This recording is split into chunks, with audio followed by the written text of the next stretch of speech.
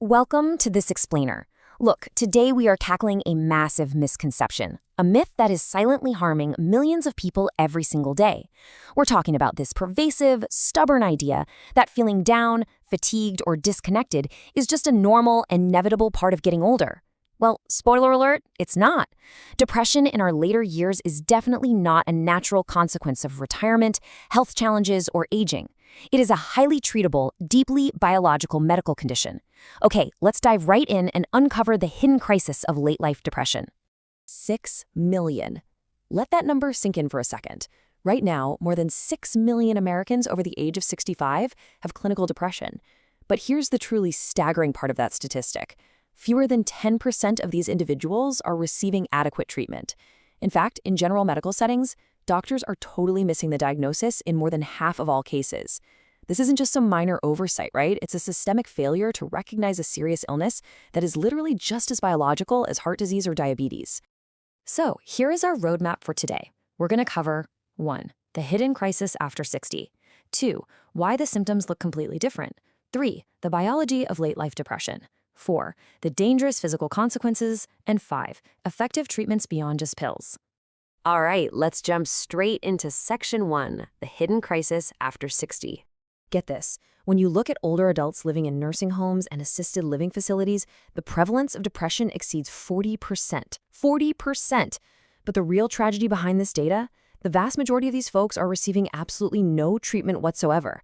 They're basically left to silently struggle with a condition that drastically reduces their quality of life, all because their distress gets written off as just a natural byproduct of aging or living in a care facility. So, if you take away nothing else from today, please remember this.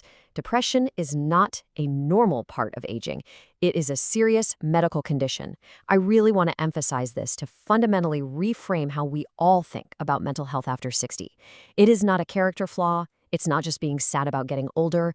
It's a concrete medical issue that requires and responds to real medical and therapeutic intervention. Which brings us to Section 2. Why symptoms look completely different.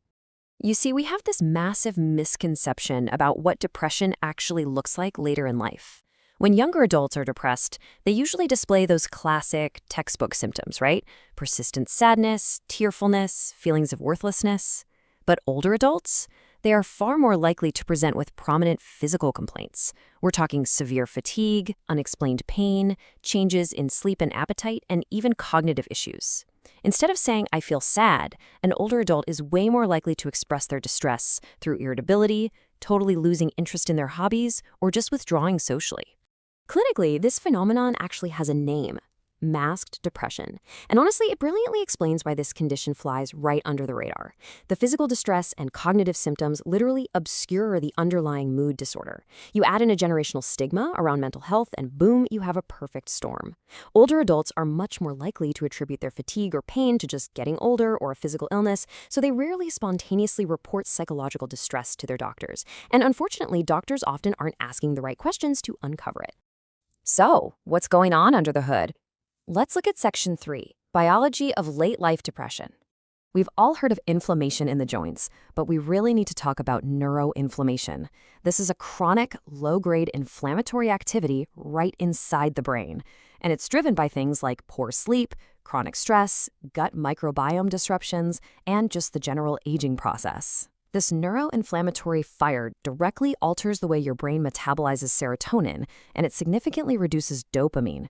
And since dopamine is the neurotransmitter responsible for motivation and anticipating pleasure, when it drops, we see that classic anhedonia, the total loss of joy and motivation that perfectly characterizes late-life depression. And then we have this specific, highly important subtype called vascular depression. This accounts for a huge chunk of new-onset depression in older adults. It's caused by small vessel cerebrovascular disease, which, by the way, is the exact same process that drives vascular dementia. The big takeaway here is that vascular depression rarely presents as a sad mood.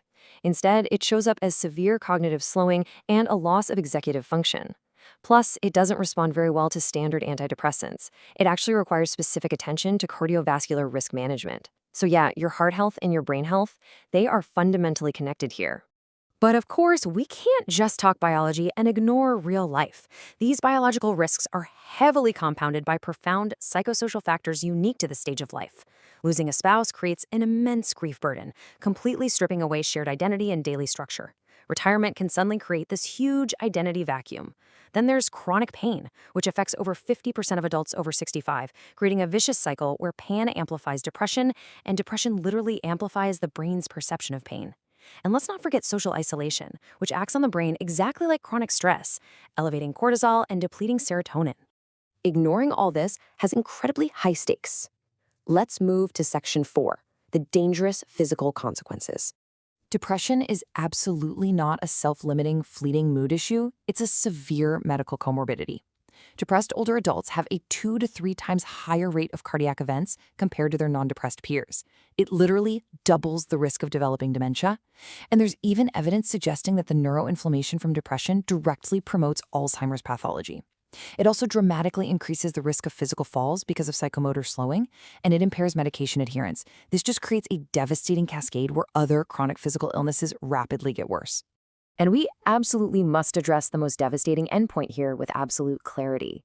American men over the age of 65 have a suicide rate more than 3 times the national average. Because of greater lethality in the methods chosen, combined with a reduced physical resilience to survive an attempt, suicide risk in this demographic is profound and drastically underappreciated. Make no mistake, untreated depression in this age group is quite literally a matter of life and death. Okay, let's pivot to the good news and some hope. Section 5, effective treatments beyond just pills. A standard 5-minute doctor's visit yielding a quick prescription, that is often a totally suboptimal starting point. We really need a holistic action plan.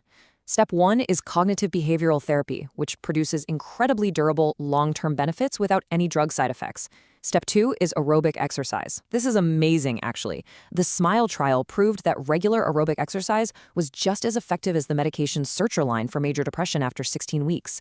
Step 3 is light therapy. Just 30 minutes of 10,000 lux light each morning works wonders for non-seasonal late-life depression. And Step 4 involves anti-inflammatory interventions like omega-3 supplements and the Mediterranean diet to directly cool off that neuroinflammatory fire we talked about earlier. Now, medication can absolutely be life-saving, but it requires specific knowledge for older bodies. For instance, SSRIs like escitalopram are usually preferred as first-line treatments, but doctors have to monitor for falls and low sodium. SNRIs like duloxetine are great if a patient also has comorbid chronic pain, but blood pressure needs watching. Atypicals like mirtazapine can be a total godsend for patients struggling with insomnia and severe appetite loss. However, older tricyclics like amitriptyline, they are actually on the Beers criteria for older adults because of severe cardiac risks, and generally they should be avoided as a first-line treatment. So what is the overarching takeaway from all of this data? Those 6 million older Americans suffering right now, they're not just sad. They are carrying a heavy medical burden that is entirely treatable.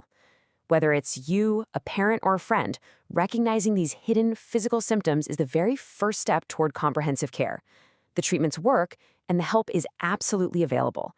But it all starts with a single, sometimes difficult step. Will you start the conversation with your doctor today?